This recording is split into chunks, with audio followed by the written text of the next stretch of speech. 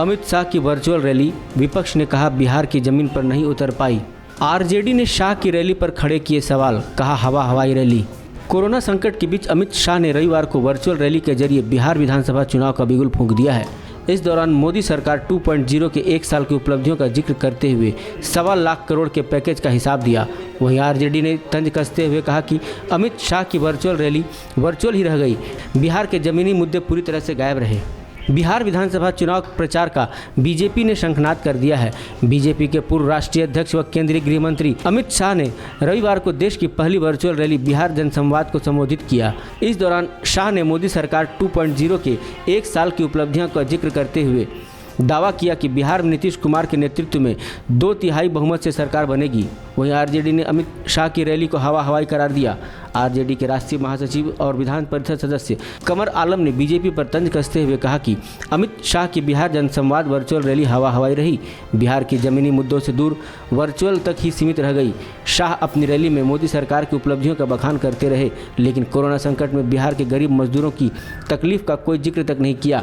कमर आलम ने आरोप लगाते हुए कहा, बिहार के क्वारंटीन सेंटरों की हालत बहुत ही खराब है, वहां पर लोगों को खाने पीने को नहीं मिल रहा है।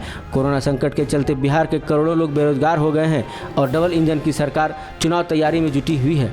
अमित शाह केंद्र के कामकाज गिनाते रहे, लेकिन 15 साल से बीजेपी और जेडीयू सरकार की उपलब्धियां नहीं बता सके, क्योंकि उनके पास बताने के लिए कुछ नहीं है।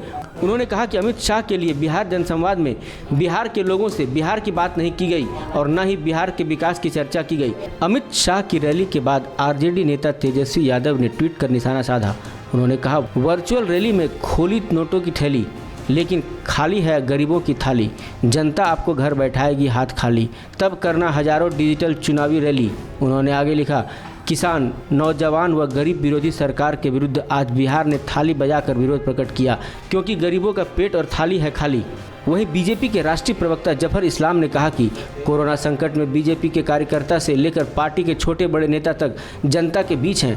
अमित शाह ने बिहार जनसंवाद के जरिए प्रदेश के लोगों से संवाद कर कोरोना वॉरियर्स के हौसले को बढ़ाने का काम किया है, जो इस संकट की घड़ी में लोगों की मदद करने का काम कर रहे थे। मोदी सरकार 2.0 के एक साल का रिपोर्ट कार्ड भी उन्होंने जनता के सामने रखने का काम किया है। जफर इस्लाम ने कहा कि अमित शाह ने प्रधानमंत्री द्वारा बिहार में दिए गए स्पेशल पैकेज का हिसाब लोगों के सामने रखा है।